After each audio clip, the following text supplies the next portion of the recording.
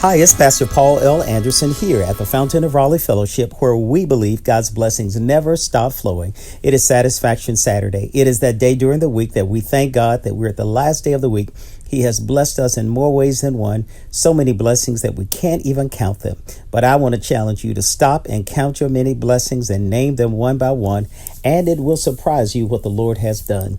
In this past week, we have seen so much as we normally do in a given week. But we especially ask that you would extend your prayers and your thoughts as well as your actions toward what we can do to make this world a safer place, to be free from the excessive gun violence that we have seen, as well as to make sure that we are caring for our children as we go into the summer months. Congratulations to all of you who have successfully completed your academic school year. Thank you to all of the teachers, the faculty, the staff, the administrators, all of you who are part of the transportation and those who provide nutrition and those who provide the maintenance engineering for all of our facilities. May God richly bless you as we all go into this summer's month.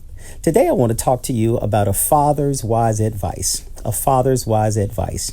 Look with me at Proverbs, the 4th chapter, verses 1 through 9.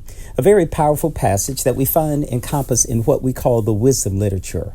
Proverbs is one of those books that we find great wisdom. There are 31 Proverbs, which means that every day you can read a proverb that will give you insightful instruction about how to live life. We find ourselves a week away from that Sunday that we call Father's Day.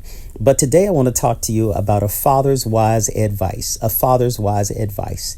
Listen to what the text has to say. It says, "My children, listen when your father corrects you."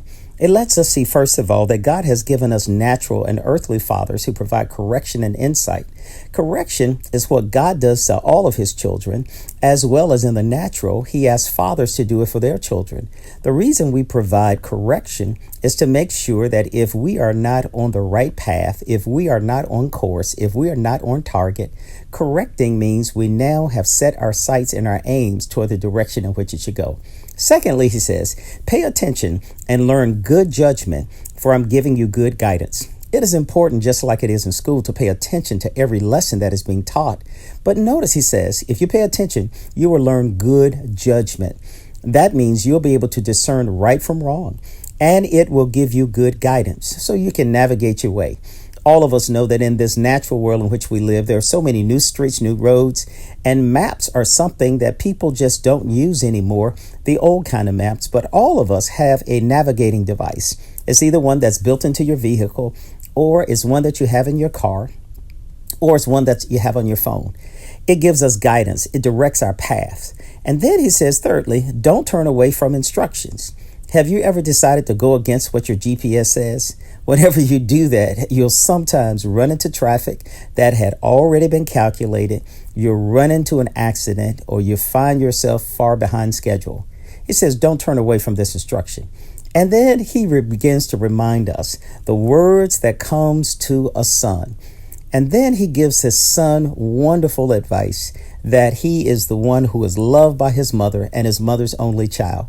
He teaches him and he tells him it is important for you to follow the commandments that you might live.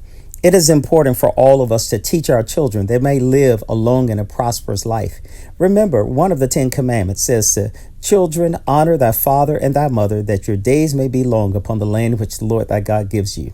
When you and I follow wisdom, when we follow direction, when we follow the guidance that God gives to us, he will guard us. It will protect us. And in the text, wisdom is treated in the feminine gender. In terms of wisdom produces wisdom. The more that we learn, the better we're able to put it into practice, and then we can teach it to others. And wisdom multiplies wisdom with others. And he tells us it is so important that you prize wisdom because she is great. Embrace her. She will honor you. And you will have a lovely life, and it will be like a wreath upon your head, and it will be a beautiful crown over your life.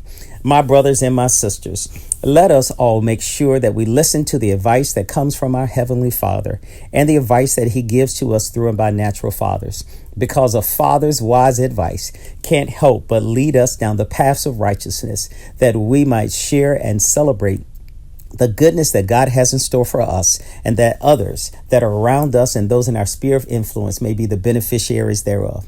May God bless you. May heaven smile upon you. Always know in this year of 2022, God has a blessing in store for you, and you are exceedingly and abundantly blessed. I'll see you tomorrow in worship.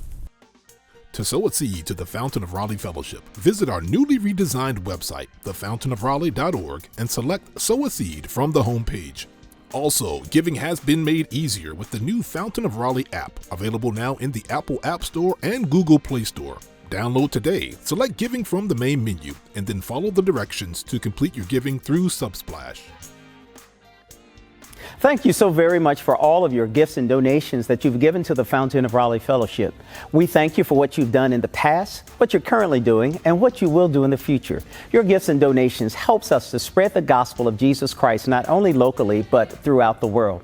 Thank you again for your gifts, and may God continue to richly bless you. It is here at the Fountain that we believe that we are exceedingly and abundantly blessed, and may you receive those blessings that God has in store for you.